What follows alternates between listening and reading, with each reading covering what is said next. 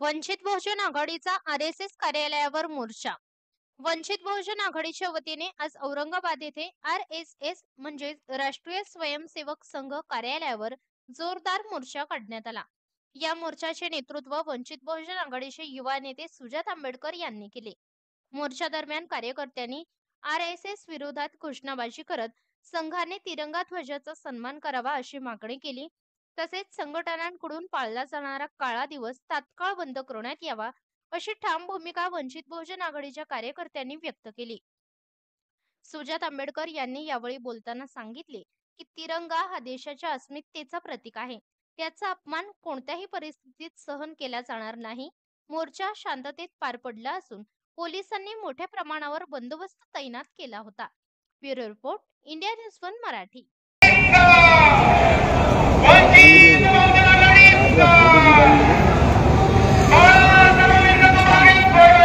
दादा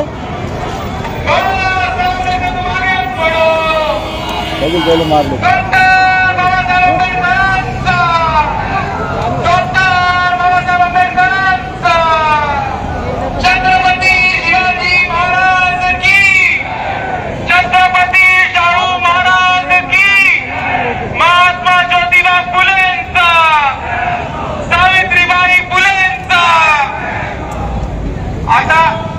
आपल्या सर्वांना आम्ही सांगितलं होतं की आरएसएस साठी आपण इकडे 3 महत्त्वाचे गिफ्ट आणले। त्यामध्ये 3 गिफ्ट सगळ्यात पहिले संविधान, दुसरं काय भारताचा झेंडा तिरंगा, आणि तिसरं काय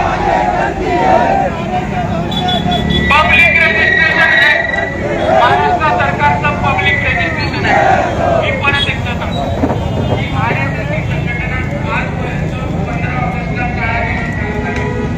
आजपर्यंत 15 ऑगस्टला तिरंगा झेंडा संसदेमध्ये लावत नव्हते, आणि म्हणून आज त्यांना आम्ही भारतीय नागरिक म्हणून एक भारताचा झेंडा हा गिफ्ट आहे। कमेंट वाचा ना, कमेंट। आरएसएस ही संघटना रजिस्टर्ड नाही, म्हणून महाराष्ट्र पब्लिक रजिस्ट्रेशन ऍक्ट या ऍक्टच्या अंतर्गत आपण स्वतःला रजिस्टर करूया, म्हणून या ऍक्टची एक आणि त्याच पद्धतीने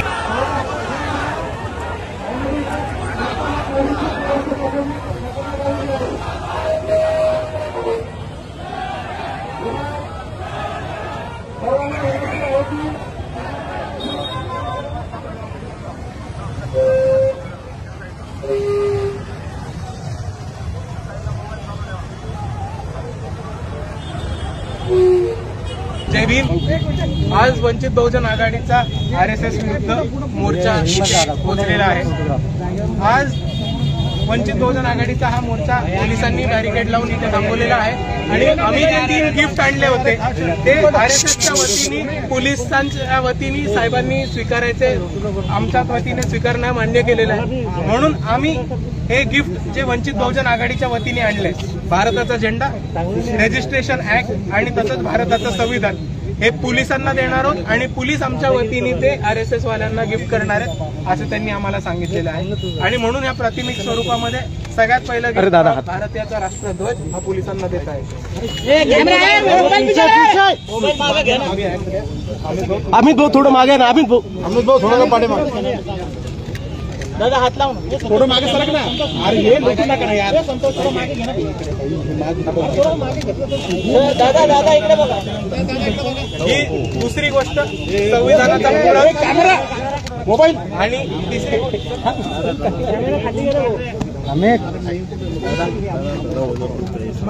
अरे भो मी नाही आले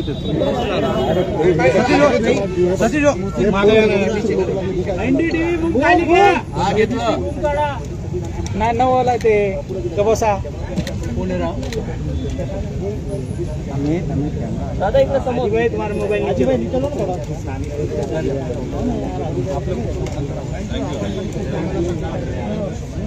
गीता नीचे देख ले।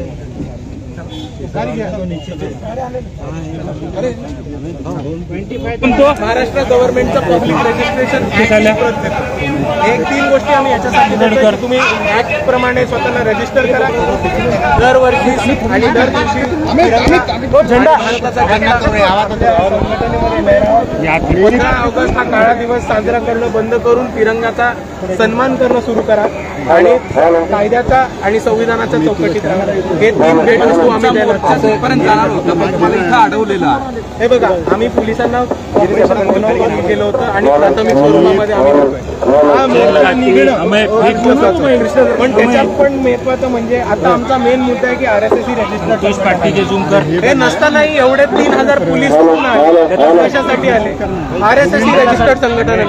आम्ही काही मुख्यमंत्र्यांच्या घरी किंवा प्रधानमंत्र्यांच्या घरी आम्ही एका RSSच्या छोट्याशा कार्यालयावरती येतोय.